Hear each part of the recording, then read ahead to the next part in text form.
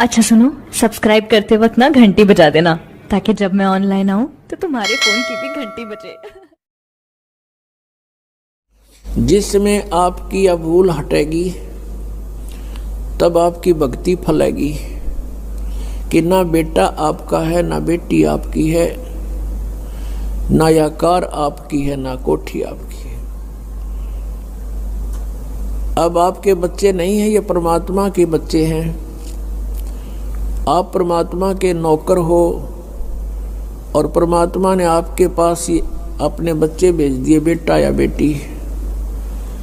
इनको आप अपना मान कर करते हो तो भूल भारी है आपके, लेकिन ये जीव के बस की भी नहीं। इस ज्ञान से धीरे धीरे और भक्ति से, इस एंटीबायोटिक औषधि खाने से, ये तत्व ज्ञान रूपी वचन सुनने से आपको बिल्कुल समझ में आ जाएगी कि सचमुच यहाँ अपना तो शरीर भी नहीं है।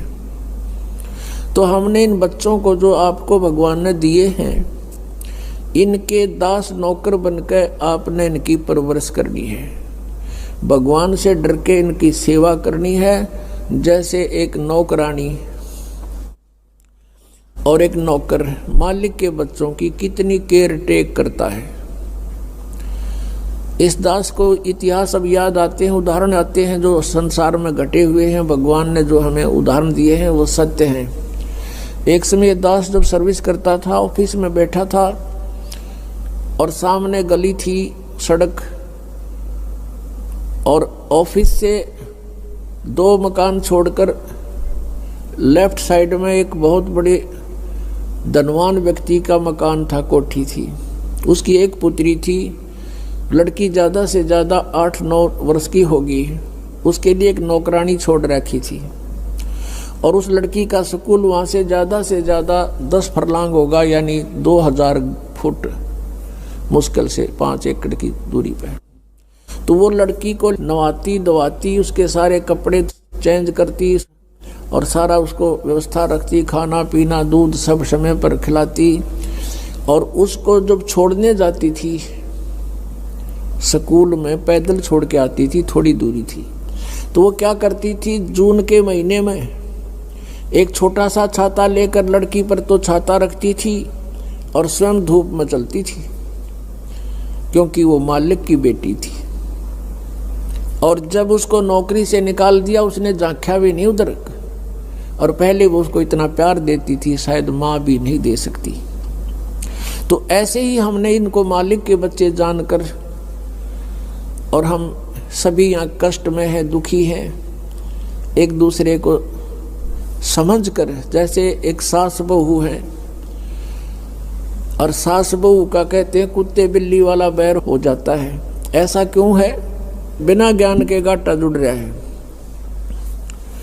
और फिर कहते हैं जैसा दर्द आपने हो ऐसा जान बिराने। अब जैसे घर का मुखिया है, सास है, उसके अधीन पुत्र वधू है, अब उसके साथ दुर्व्यवहार करेगी तो उसकी आत्मा रोएगी, बोल सकती नहीं।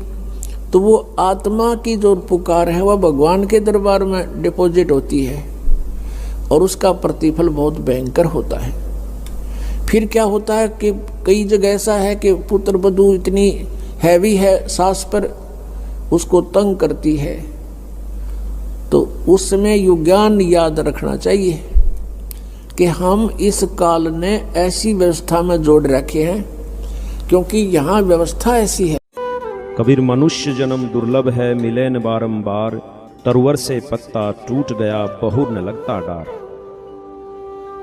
संत रामपाल जी महाराज अपने सत्संगों के माध्यम से बताते हैं कि 84 लाख योनियों की भयंकर यातनाओं के बाद एक मनुष्य जन्म मिलता है, जिसका सिर्फ एक ही उद्देश्य है कि पूर्ण गुरु से नाम दीक्षा लेकर भक्ति करना, जिससे हमारा जन्म मृत्यु का दीर्घ रोग समाप्त हो जाता है।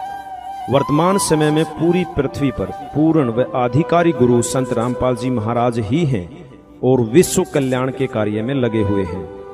अतः सभी से निवेदन है कि संत रामपाल जी महाराज से नाम दीक्षा लेकर अपना जीवन सफल बनाएं।